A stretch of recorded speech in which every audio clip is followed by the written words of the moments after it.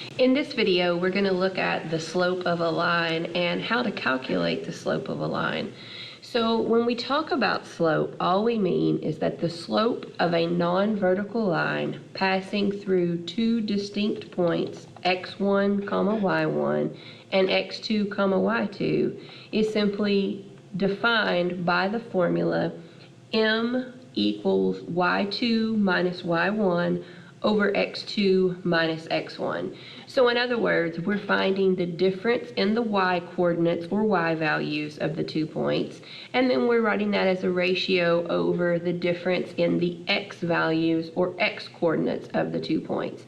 Now you'll notice that we are defining that x1 and x2 cannot be equal, because if that happens, then what we end up with is a vertical line, and you'll notice that our definition is a non-vertical line, because 0 or x minus x is going to give us 0 if they're the same, and that's going to result in an undefined slope.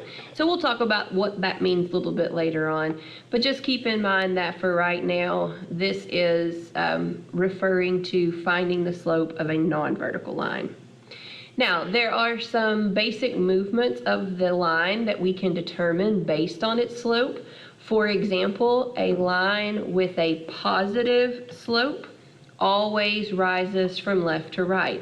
So as we're drawing it on the screen, we know that it'll always go up from left to right. Now, it might go up very quickly, it might go up very slowly, but it's going to rise from left to right. A line with a negative slope is going to do the opposite. It is going to fall from left to right. So again, I don't know exactly how quickly it's going to fall, but I know that as it moves from left to right on our graph, it is going to fall. A line with a slope of 0 is always a horizontal line, and a line with an undefined slope is going to be a vertical line. So we can learn, or we can tell a lot about what the graph is going to look like just based on whether the slope is positive, negative, 0, or undefined. So let's look at an example where we are finding the slope of a line, and then we're going to determine whether or not that line rises from left to right, falls from left to right, is a vertical line, or is a horizontal line. So let's start with A. Well, remember that when we have 2 points, we are going to use the slope formula, which says y2 minus y1 over x2 minus x1, and it's important to recognize it does not matter which of these points you label as x1, y1 and which one you label as x2, y2, as long as your x1, y1 come from the same point or ordered pair, and x2 and y2 also come from the same ordered pair. So I'm going to call this point 1, and I'm going to call 5, negative 3, point 2. Again, you could have called them backwards. It's okay as long as you get your x1, y1 from the same and your x2, y2 from the same.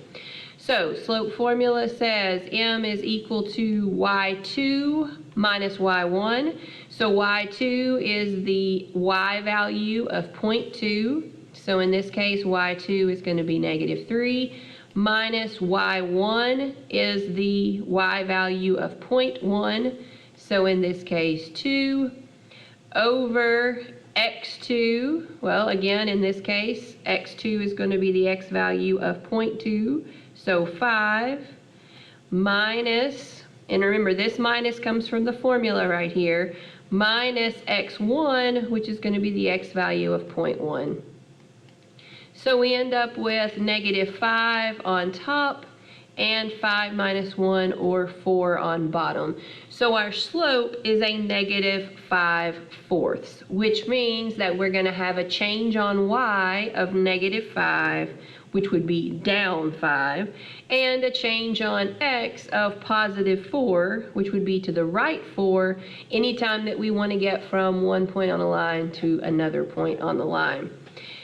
Now, when we're working with slope, we always want to reduce the fraction as much as possible. However, we do not write slope as a mixed number. Because it is defined as the change in y over the change in x, or the rise over the run, we always leave it in fraction form, even if it's in improper fraction form.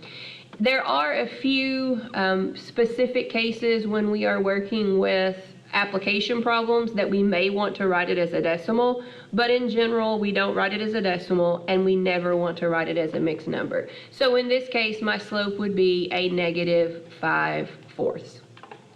All right, so let's look at example B here. So we have -3, 4 and 2, -2. So if I call this point 1 and I call this point 2, then we can plug these values into our formula. So m is equal to y2, which is the y value of 0.2, minus y1, which is the point value of the y value of 0.1. Then we have x2, so the x value of 0.2, minus x1. And again, this minus comes from the formula, and this negative comes from the value. So make sure that you include both of them in here. Don't lose either one of them, because you'll end up with a wrong answer if you do. Now we're ready to combine what's on top. So we get -6. On bottom, we get 2 minus a -3. Well, remember, when you have minus a negative, that's same as plus a positive. So we get 5 on bottom. So our slope is a -6/5. Again, we would simplify it if we could, but since we cannot write it as a mixed number and we don't want to write it as a decimal, our answer in this case is just a -6/5.